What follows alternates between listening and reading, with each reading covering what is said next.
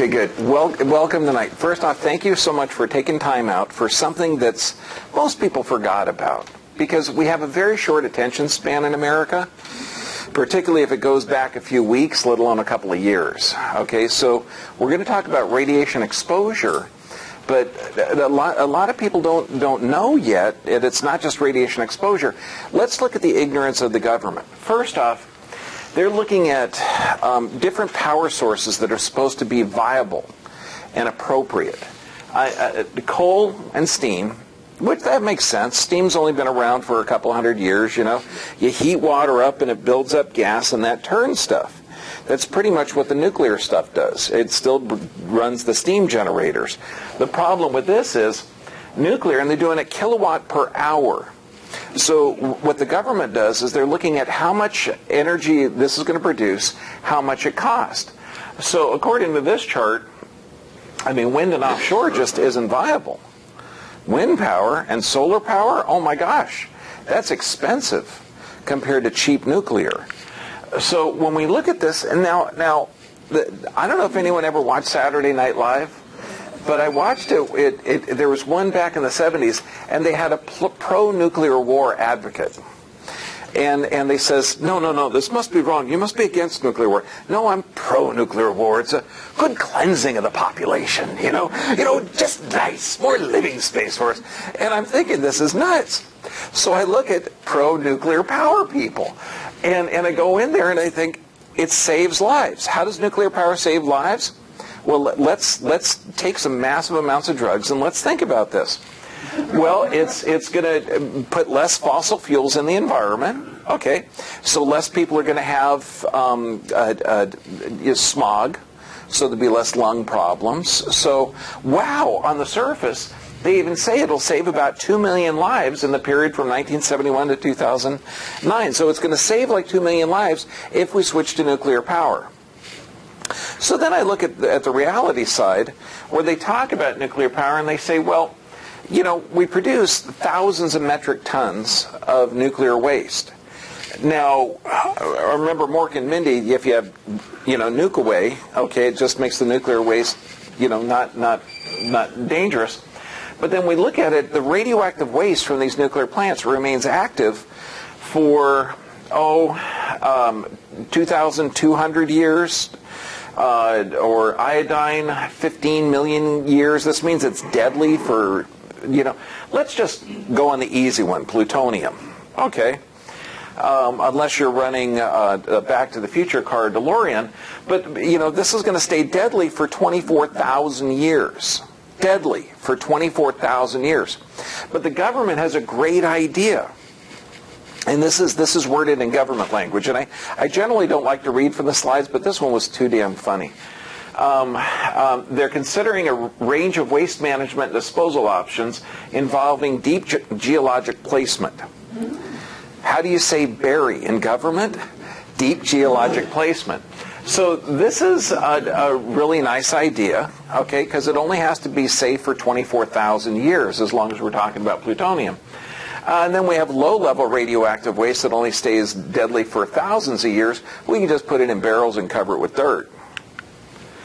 Now, if anyone's ever seen Dr. Evil, okay, or James Bond, where did they always set up their evil lair? No.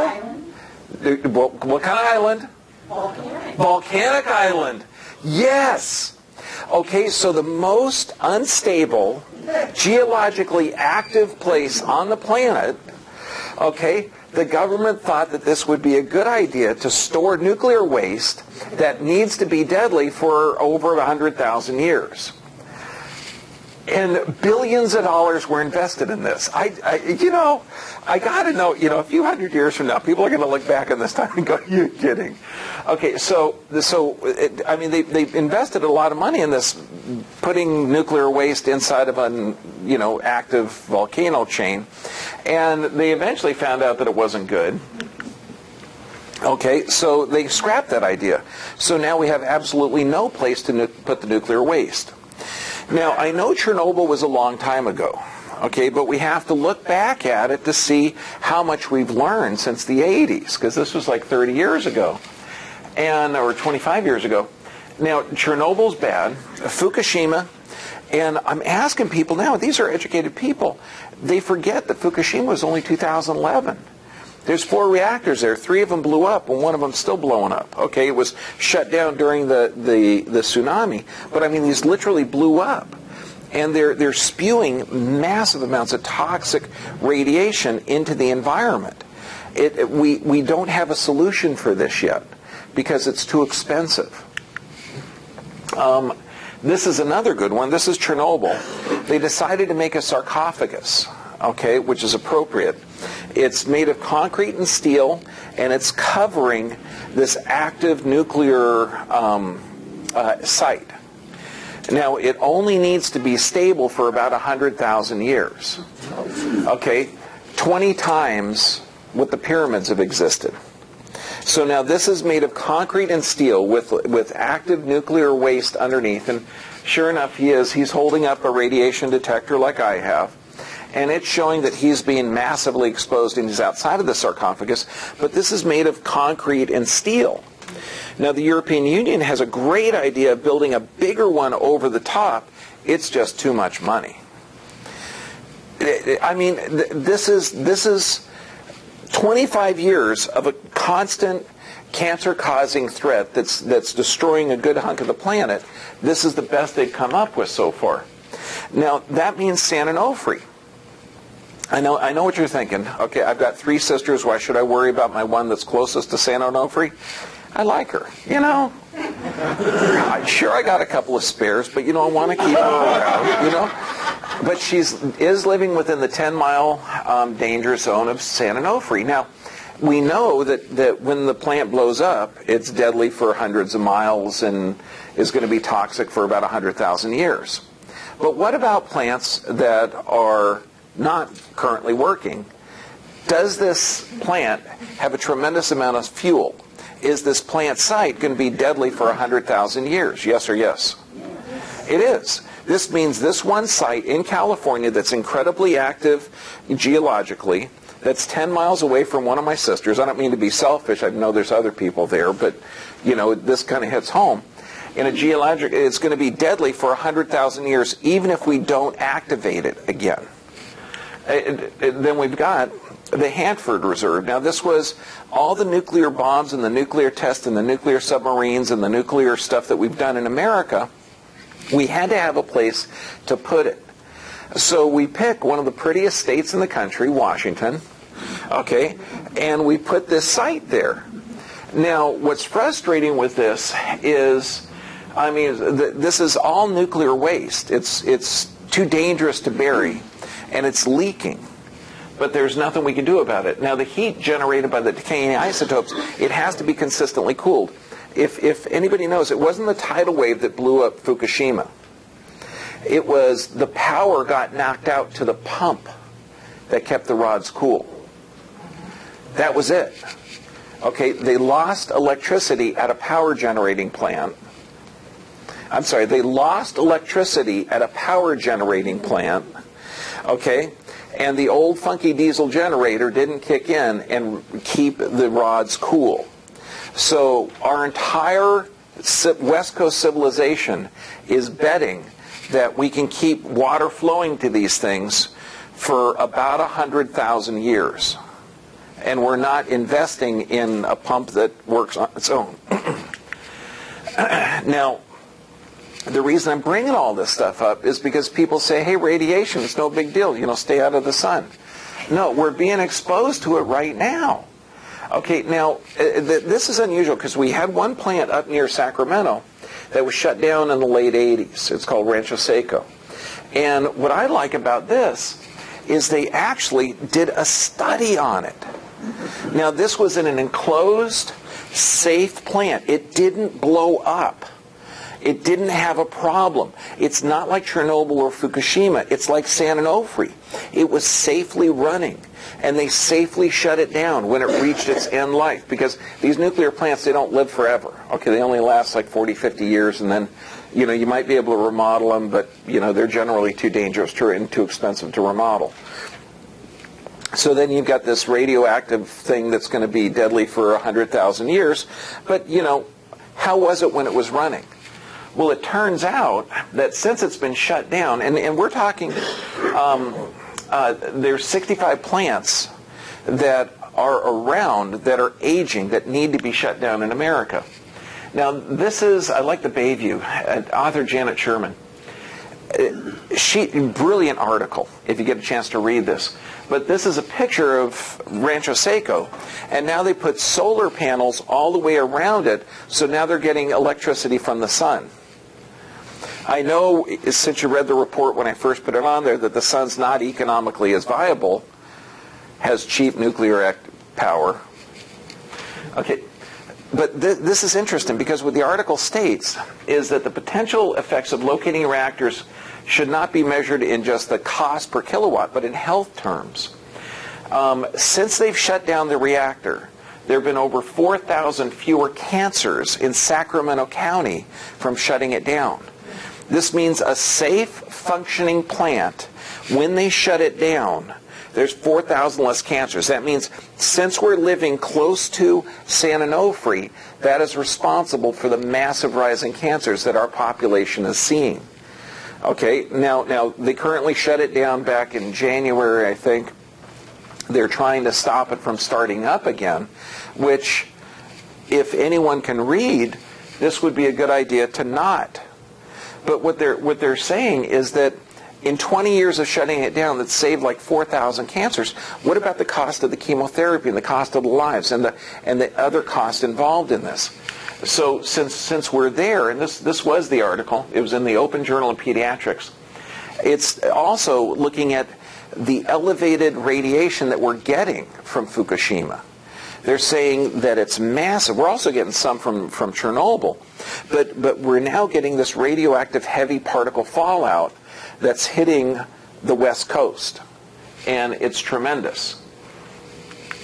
Now, well, we also have the spent nuclear fuel rods, okay, that we can't do anything with. And there's 131 states throughout America. So it's not, or 131 sites throughout America. Now, they had all this planned to go to Dr. Evil's lair in Yucca Mountain. I'm sorry, to the unstable volcanic cave that was going to be set for 100,000 years.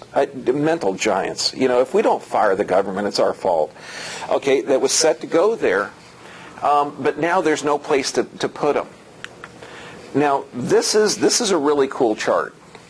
This shows immediately after Fukushima blew up, okay, what the red line was 3 days of, and this is rads, or the amount of radiation, 6 days and 10 days. Now, we haven't stopped the fallout. It's still flowing. It's been 2.5 years. There's nothing covering it over there. It's still spewing out this radiation. Now, with the jet stream, you can see this big thing up here is Alaska. Now, it's hitting Alaska mainly. We're way down here, so we're not getting the majority of it. Now, it's carried by the jet streams. It's also carried by the rain. So, and I'm going to describe the different types of radioactive particles, but we're getting bathed in it all the way across. Now, they're still having a problem, and this was just May 13th, so just a few weeks ago. And, well, actually a few days. Okay, when they're talking about this, in May 13th, they're going to inject nitrogen gas in one of the reactors. Do you want to know why?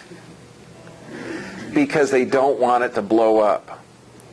It turns out that since we're putting a whole bunch of water into the reactors because it's hot, and that when you break water with nuclear, it can tend to create hydrogen gas, and that's why one of the reactors blew up. Well, it's forming more gas. So we can't put oxygen in there because that's going to blow up right away. So they're thinking about diluting the hydrogen gas with nitrogen gas, which won't blow up. So does this sound like a thing that's under control? No. Okay, I know. And if it blows up, it gets more stuff in the atmosphere. So, I mean, it's just crazy dangerous. Now, what's kind of cool is it's allowing us to check the migratory rates of some of the game fish, okay, that we use. So they tag some bluefin tuna because we didn't know. I mean, we don't know. We know.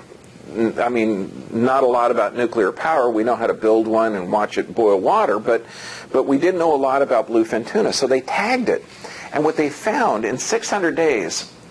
One of these tunas crossed the Pacific 3 times. He traveled 24,000 miles. That's like traveling around the Earth. And so maybe he's bilingual because he went to Tokyo, then came back to America, then went to Tokyo, then came back to America. So we can't say that it's a Tokyo problem. Now, I use this because I'll go by the fish market, and it's a special fish market that's only open to the public from 4 in the morning to 6:30 in the morning on Saturdays. Okay, this is where all the restaurants buy their fish. And I was doing something stupid. Okay, I didn't know it was stupid. I thought it was smart. I took my radio detector and I was checking it. And I'm checking for radioactive isotopes that are leaping off of the meat. But it doesn't work that way. So if these animals, these fish, are eating in this, it's in their cells, it's destroying their body, they're not going to be admitting it, so this won't pick it up. Okay, so they could be, virtually glowing in the dark, but it won't pick it up. So now it was just like, how do you find out? How do you find out the amount of radiation that you're exposed to or ingested in? I can pick up more radioactivity with seaweed coming out at the, because the radioactive dust hits the land and then the rain hits it and it goes into the ocean, and the plants, the seaweed will pick it up. So you can see it around the storm drains where it's a lot more radioactive. But it's just interesting that we now have to start looking at this. So when people say, well, I only eat fish, really? I hope it's non-predatory and non-migratory. I have a can of tuna. Okay, we better not do that. Now, this was interesting. This was a year ago, and they were finding a lot of seals, a lot of bears, and I don't know if anyone's seen chemotherapy or radiation poisoning. What happens to the hair in people that are exposed to a lot of radiation? It falls out. So that means that fast-growing cells die quicker. And that's the whole thing I'm going to be teaching tonight, is that radiation that we're being exposed to causes cells to die faster. And we're seeing this because that giant plume hit Alaska and hit Canada, and we're starting to see a lot of seals die. And I like it. Scientists are finding no radiation sickness. These animals just happen to have lesions on their flippers, inside of their mouths, patchy hair loss, skin irritation, fluid in their lungs, white spots on the liver, and abnormal brain growth. What were they doing? The same thing I was doing. The same thing. They were checking, they're going in there and they're saying, oh man, there's no radioactive isotopes coming off of these poor creatures. No, because why? They get sick, they swim, it washes off. They're not checking what they're ingesting. Okay, and why don't you want to look further? Because what are you going to do? What are you going to do if you find it? Panic. You panic people, you can't do anything about it. So you can see why the government would cover this up. I mean, it just makes sense. But now this is affecting me because I live on a boat. Okay, most of the days of the week. I just recently got a place on shore, which the boat is a lot more fun. But now we're seeing massive animal die-off, and these are mammals. Last time I checked, so are we. Okay, and this is the biggest die-off that we've ever seen. And what they're suspecting, remember, a year ago, all the seals were dying in Alaska. Don't worry, there's no radiation here. Now, all the seals are dying in California. Might be radiation here. We don't know. Okay, so we got to start looking into this. And why are they sick? Why are they dying? All I know is that on the docks, there's some families that actually live on the docks, and they get their food from the ocean, and there have been almost no mackerel. Okay, there have been almost no smaller fish. And I know a few months earlier we had a big die-off in Kings Harbor at Redondo, and they're saying, we don't know why millions of fish died. They must have been, get this, and the theories are just mind-bogglingly stupid. They must have been scared by a predator and ran into the harbor to get away. That's one theory. Yeah, fish have never encountered a predator. And then they said, well, it might have been scared by big waves. I mean, this is just nuts. The theories are insane. But then we can look back, because, you know, I can't be the only one with a sense of humor or like access to, you know, information.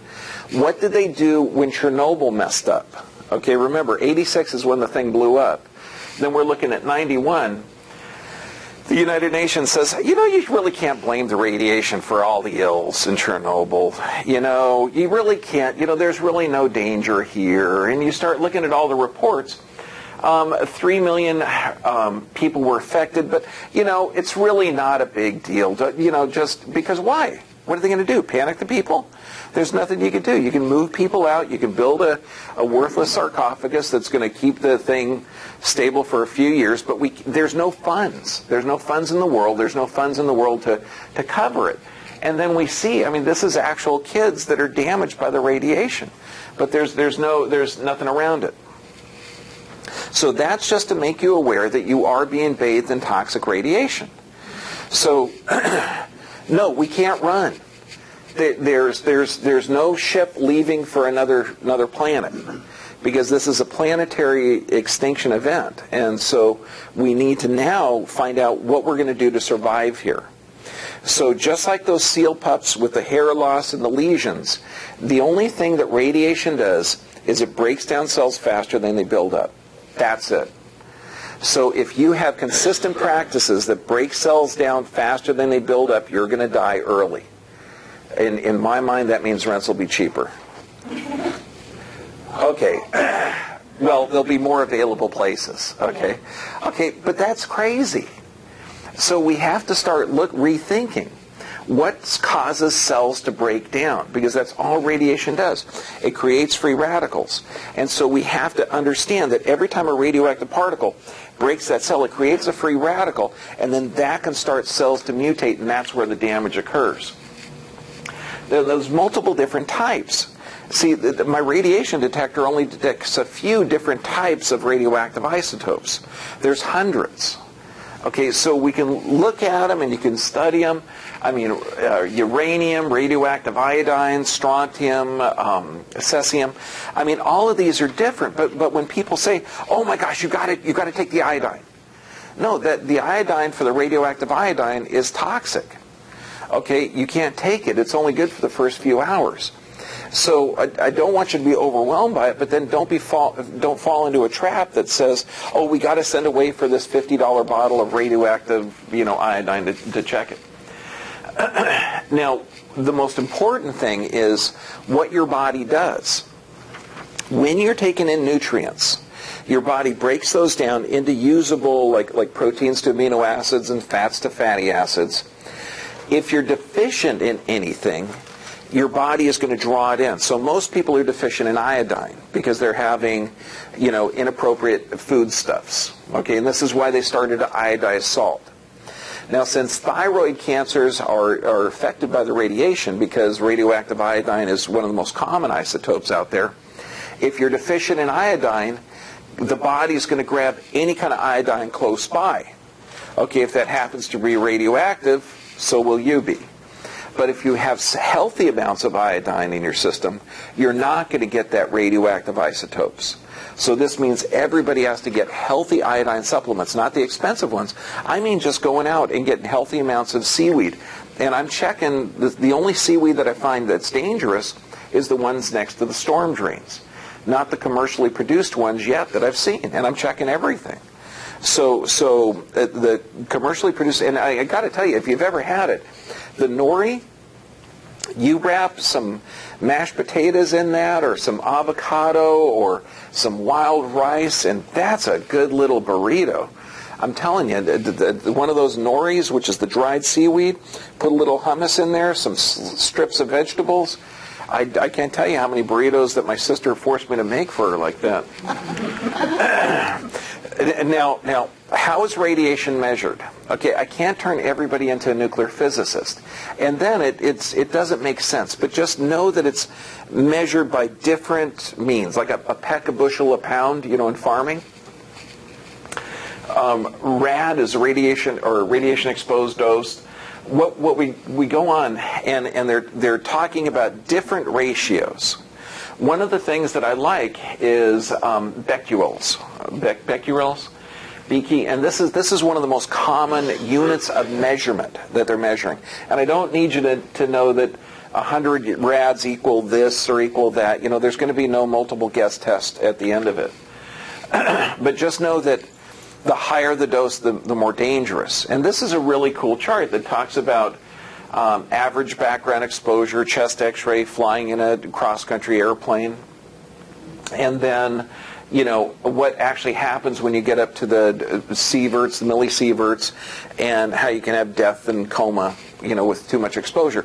But what I want you to take away from this chart is that all it is cells breaking down faster. So if you have a huge amount of exposure, your cells are going to break down beyond your physiologic rate to repair. Everybody right now has a little bit of exposure that your body is breaking down faster than it can repair. So there's certain things we can do.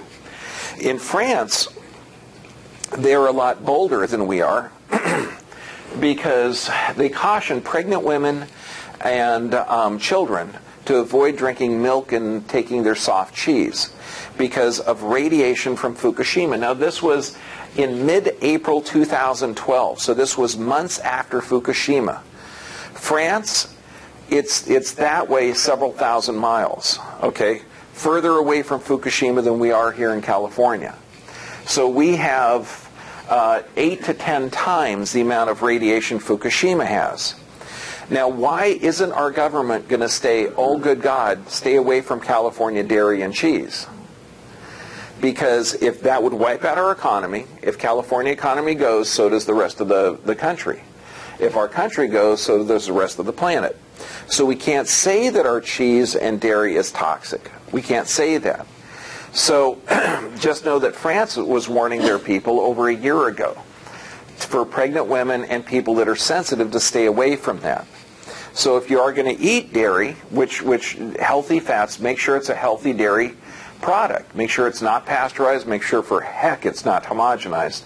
Make sure it's used in very, very sparing quantities because it can be incredibly dangerous. So we have to bring up Chernobyl now. Now here's Vladimir Babenko. Now he's deputy director of the Institute of Radiation Safety in Belarus. Okay, now they have certain standards. They've been dealing with Chernobyl for 25 years. So they've been dealing with this for a long time.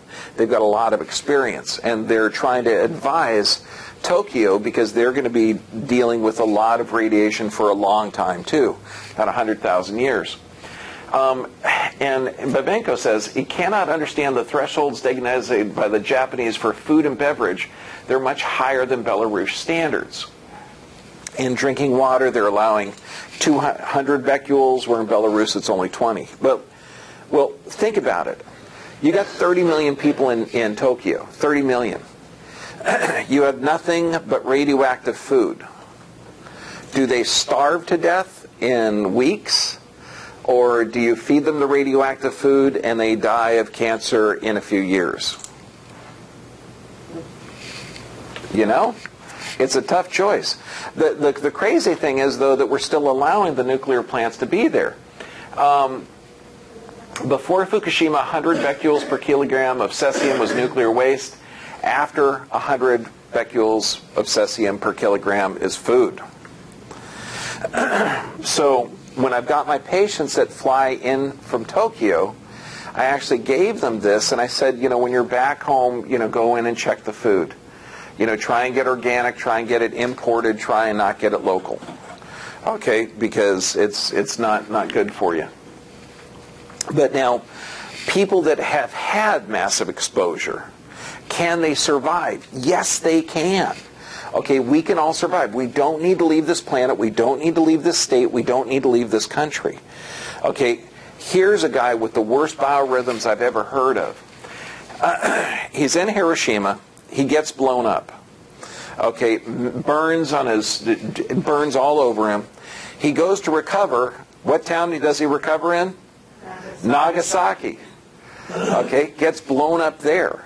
Okay, so he has double radiation exposure, one of the two most powerful, or the two most powerful bombs that were ever used on the planet in wartime, and he lived to 93. Okay, I mean, you know, after that, you know, he must have been lucky. This is what's going to kill us, because if we start understanding, so all radiation does is it kills cells faster than they break up. Okay, so it's killing cells rapidly. So if you have a standard American diet where you're taking no living enzymes and you're eating fast food, that actually is destroying your cells faster. It's causing your cells to not grow. So by not having your cells reproduce or giving them healthy living enzymes, and this stuff is laden with genetically modified nutrients, it's going to cause holes in the gut, it's loaded with toxic products that your body's already dealing with toxic products, so it's no longer safe. Then we look at other things that's going to toxify the blood and poison you. Well, blood pressure medications, but it's virtually all medications are going to toxify the blood. Because all medications either block an enzyme or poison an enzyme or block a receptor site on a cell. If you poison an enzyme or block a receptor site on a cell, those are the only two functions that medications do. It means that those cells are going to die early. Your cells are already dying early. So this means every medication needs to be rethought. If the medical doctors were saying, look, your cholesterol needs to be this, your blood pressure needs to be this, you need this for your joint pain, you need this to sleep, you need this to be happy, you need this to mellow out because you're too damn happy. Okay. I'm telling you, that's what they say. Okay. Every one of those will kill you early in this environment. It's no longer safe to do the same standard practices. I mean, when I was a kid, my bologna had two names. You know, you can't eat that stuff anymore. Okay? Now, diet products, they're going to break down in formaldehyde. So this means you can't let a corporation cook for you. And it's really simple stuff. Dehydration, devoid of enzymes. This is an insane medical practice that may have been beneficial when the Chinese dried out sores from smallpox, put it in a powder, and they inhaled it the same way that smallpox was. It's a completely insane practice where you're injecting foreign proteins into the bloodstream and expecting to mount a response. That's insane. That's completely not scientific. So we can no longer give 81 shots to kids, or 36 before the age of 6, and call this an appropriate medical procedure. It needs to be stopped. These are potentially inappropriate medications for elderly. Why? I know I'm not going to just reprint the list, but this is virtually every medication out there. It's antacid sleep medications. And why? Why are they showing this in medical journals? Because every medication poisons an enzyme or blocks a receptor site. Right now you're living in an environment that's completely different. Your cells are breaking down faster than they build up. So no Advil, no Motrin, no little purple pill for 24 hours of relief. All of these things are going to have a massive, devastating effect on your system that was not here before Fukushima, so it can't be done. You don't need to take massive amounts of iodine, because that's just one radioactive isotope. You need to eat healthy foods. And now they're talking about foods rich in potassium iodine, kelp. That's a safe one. Since they're warning people in France to stay away from milk and dairy, the next one with low fat, raw cow's milk, all of those are high in healthy nutrients. However, if they're coming from this country, remember that radioactive dust is landing on the grass. The cow's eating that grass. It's concentrating it in its milk, and so it's not a healthy product anymore. Strawberries, you know, it's just we have to defend ourselves from stupid. This is something that everybody everywhere needs to start taking, because we are being exposed to the radioactive dust, so we need to get spirulina or chlorella. What's amazing is the Russians used this after Chernobyl because they found it was fantastically beneficial. And it's really, really easy. I mean, spirulina, I don't know if you've ever mixed it. It does taste like pond water with the frog still swimming in it. It is. It's gross, okay? But put a squeeze of lime in there, you know, down it, you know, realize that this is our environment. And when you get chlorella, they're little tiny tablets. You're going to take like 10 or 12 a day in the morning, 10 or 12 at night, and you're going to be okay. Barley miso soup. This is why in Japan they had multiple hospitals. I mean, one hospital had over an 80% survival rate. One hospital had over an 80% death rate. And they had the same victims from Hiroshima and Nagasaki. It's just the one that had the death rate, they treated the pain with morphine. Morphine depresses lung tissue. If you depress lung function, okay, is that going to allow radioactive stuff to stay in your body longer? Yeah, so these people died earlier. At the other hospital, they gave a macrobiotic diet, the Japanese equivalent of chicken soup, which is barley miso soup, and this is something that we can get today. So it's fantastically good for you. And it's super rich in B vitamins. So the more natural B vitamins, the longer you're going to survive. I wrote all this down on our handout, so you don't need to write it up. And for those at YouTube, it'll be in PDF format on our websites. But we have it all here, and it's just healthy nutrients, B vitamins, seaweed, wheatgrass. I mean, it's just all the stuff that we recommend anyway.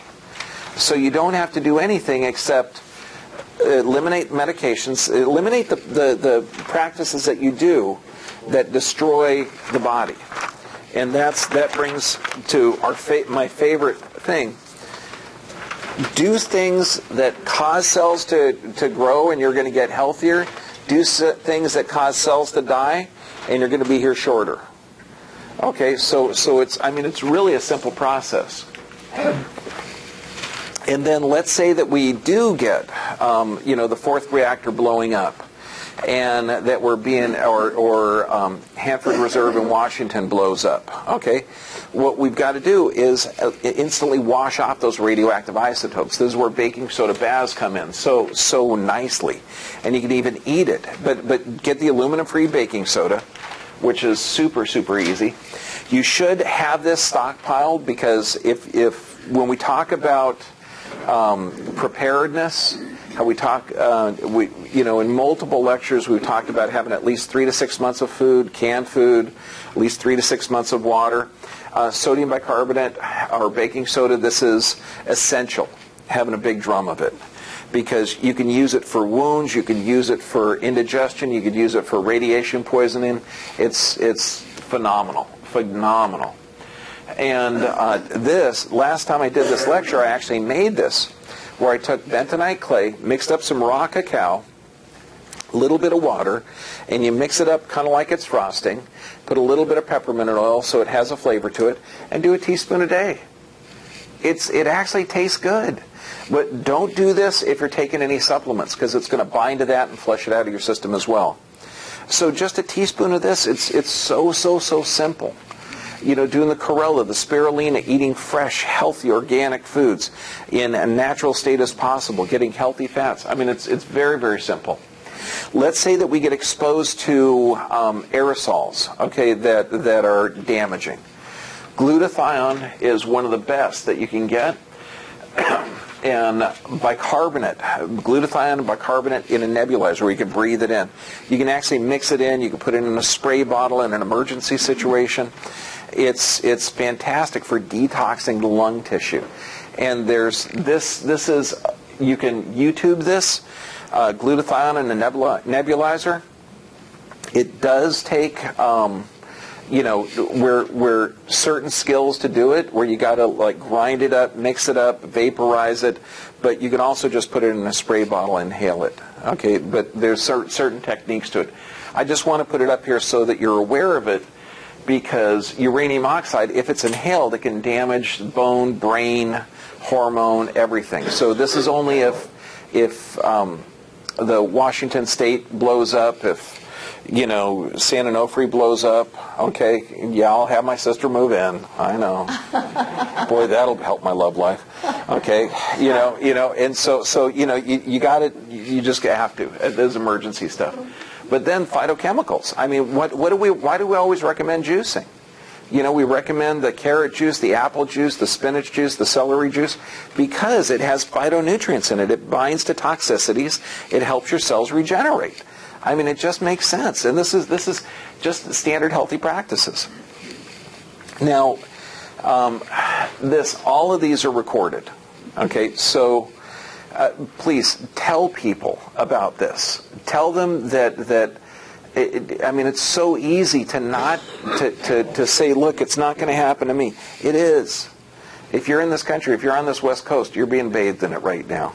Okay, it happened over 2 years ago. You're talking about 5 years before massive cancer increases, and we don't want to do stupid stuff like what Angelina Jolie. You know, she has a genetic marker. Do you know that 70% of all women who have breast cancer, 70% don't have that genetic marker? Okay, so you know, no, we don't run our lives by fear. We run it by health and by trusting that the body is intelligent. Okay, does that make sense? Okay, good. And next week we're going to talk about dangers in the home that we can solve and fix. So thank you very much.